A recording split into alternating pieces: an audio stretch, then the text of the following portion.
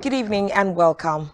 I am Uyai Anyeka coming to you live from Uyo, the capital city of Akwa Ibom State, Nigeria. This is Spotlight Africa, brought to you by Spectrum Television and Planet Radio. Today on Spotlight Africa, Nigeria's President Tinubu becomes new ECOWAS chair. Mauritania President government plans to raise taxes.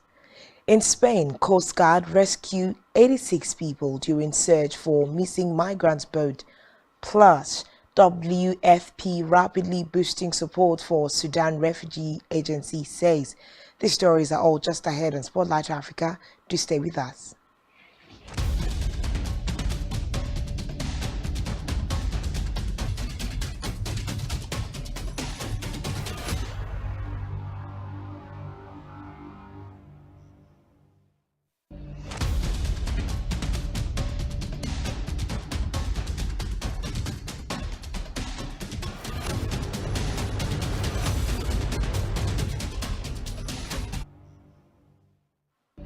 We begin Spotlight Africa with Nigerian President Bola Tinubu, who has become the new chair of the West African Regional Bloc, ECOWAS, taking over from Guinea-Bissau's President Umaru Sissoco Embalo, and his first engagement within the African continent since he assumed office in May. President Tinubu pledged to bear the responsibility of the office and run the regional organization as an inclusive administration. He added that the region was threatened by insecurity. Meanwhile, Nigeria's state-owned oil company says an oil tanker carrying 800,000 liters of stolen crude has been intercepted offshore while heading to Cameroon. It said the vessel would be destroyed as a deterrent. Nigerian state-owned oil firm said the oil had been stolen from a well in the southwestern state of Ondo. Oil theft from pipelines and wells in the Nigerian registered tanker had been operating in what it called stealth mode for the last 12 years. Away from that, the president of Mauritania, Mohamed Ghazouani, has now called at the opening of the fourth session of the General Assembly of the Sahel Alliance, a platform of 27 bilateral partners and donors set up to mobilize international aid for the development of the region. Recall that Mali left the Regional Military Alliance Foundation. Elsewhere, the president of the Central African Republic, CAR, Faustin Taldera, has delivered the new constitution draft to the campaign organizers ahead of the referendum at the end of the month. The Minister for Youth and Sport, Attitide Rebels, claimed the new constitution is the first that has not been imposed on the country. Now, according to Rebels, the new constitution, if approved, new constitution will be submitted to a referendum on July 30th.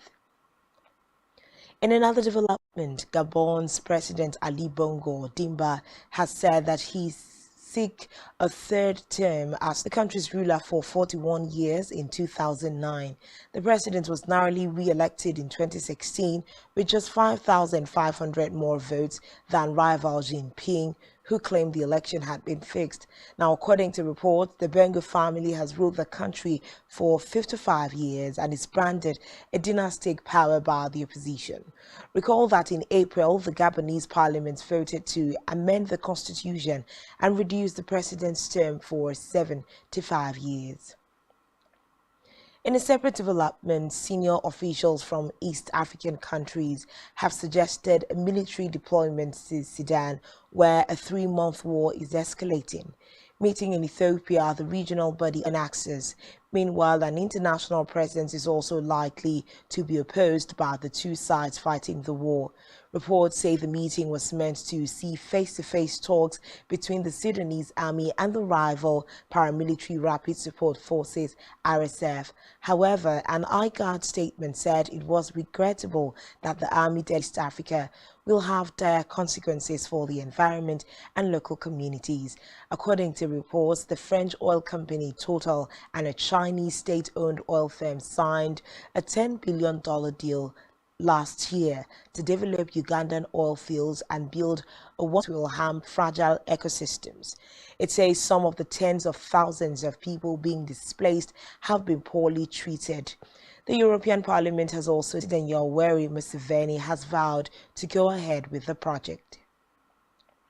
Away from that, in a blow to the Kenyan government, a court has dismissed a request by the state to lift the suspension of a new finance law which would lead to significant tax increases. President William Ruto's government plans to double the fuel tax and other levies in order to increase its revenue to pay debt and fund projects. 10 days ago, the government said it was facing a budgetary crisis after a high court in Nairobi effectively halted the tax hikes. The position called for a nationwide protest against the taxes. Meanwhile, a Libyan court has jailed 37 people convicted of human trafficking following the death of 11 migrants who drowned in the Mediterranean Sea. 5 members of the criminal gang were sentenced to life in prison. Others received the migrants to Italy. Rights groups say many migrants experience horrific treatment there, both at the hands of smuggling gangs and inside state-run detention centers. Libya has been plagued by developments. Spain's Coast Guard said today it had deployed a plane to search for 200 migrants aboard a boat missing in the Atlantic after setting off from the coast of Senegal. In a message on Twitter, Salvamento Maruntomo said the rescue plane, which is based in the Canary Island, was looking for a boat that left Senegal with around 200 people on board. Helena Meleno, head of Spanish NGO Camindano of June, with approximately 200 people on board. Meanwhile, the Atlantic route is extremely perilous because of its strong currents, with migrants often setting sail in overcrowded boats which are unseaworthy. Migrant crossings to the Atlantic began surging in late 2019 after increased patrols along Europe's coast has rescued 86 people from a migrant boat off the coast of Canary Islands. At first, rescuers thought they had found one of 3 boats that have been missing since they left Senegal more than 2 weeks ago. But the Coast Guard now say there are still more than 300 people missing at sea on 3 boats. Meanwhile, the 4th vessel was spotted by a search plane on Monday afternoon, with maritime rescuers initially reporting that they could see 200 people on board. Away from that, 6 people are thought to be missing after a building collapsed in the Guinean capital of Conakry. According to reports, the apartment block toppled onto 5 construction workers and a child. South African Archbishop surprised after Pope promotes him to cardinal. Stay tuned for details of this and more after this time out.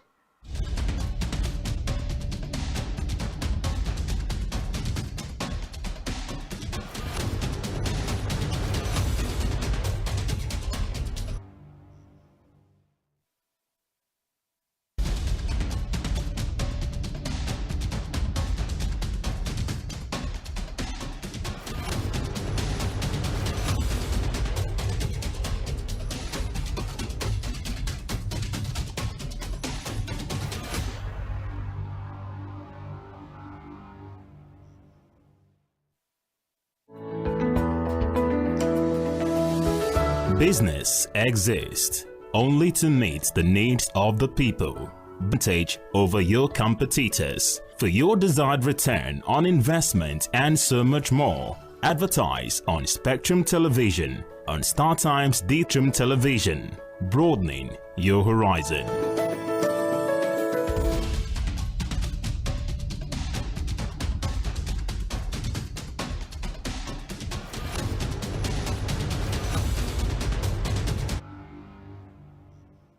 Thanks for staying tuned, and now to the rest of the stories on Spotlight Africa. In Tunisia, authorities have suspended the salary payment of 17,000 teachers and sacked 350 school principals. The move affects nearly a third of the country's primary school teachers and follows widespread recent protests by education staff across the country. These protests have included refusing to hand in the school grades of pupils. Meanwhile, the Tunisian government has insisted that the country's dire economic problems mean that the teachers' pay demands are unaffordable. Tunisia is facing high inflation, rising unemployment, and severe shortages of some staple foods. In another development, the World Food Programme (WFP) says it is rapidly boosting its support on the Chad-Sudan border to deal with thousands of people fleeing fighting between Sudanese military factions. The United Nations agency says about 250,000 people have fled to Chad since the conflicts began in April. In the last week alone, 20,000 have crossed from the Darfur region to the Chadian border town of Ade. The WFP says many are arriving seriously wounded.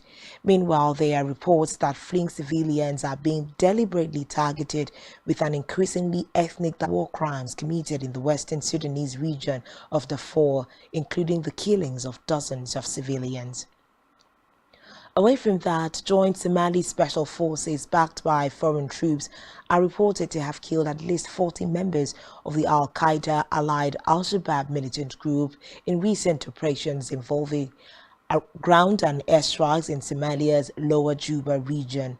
Somali state media says the operations took place in Welmore village near Afamdo town. Reports say the army seized Ramro village and Haga town after destroying Al-Shabaab hideout and a weapons depot. However, pro-Al-Shabaab media reported that the group has regained control of Haga town. Al-Shabaab controls swaths of Lower Juba, and they announced that it had launched a major offensive to recapture territory from Al-Shabaab.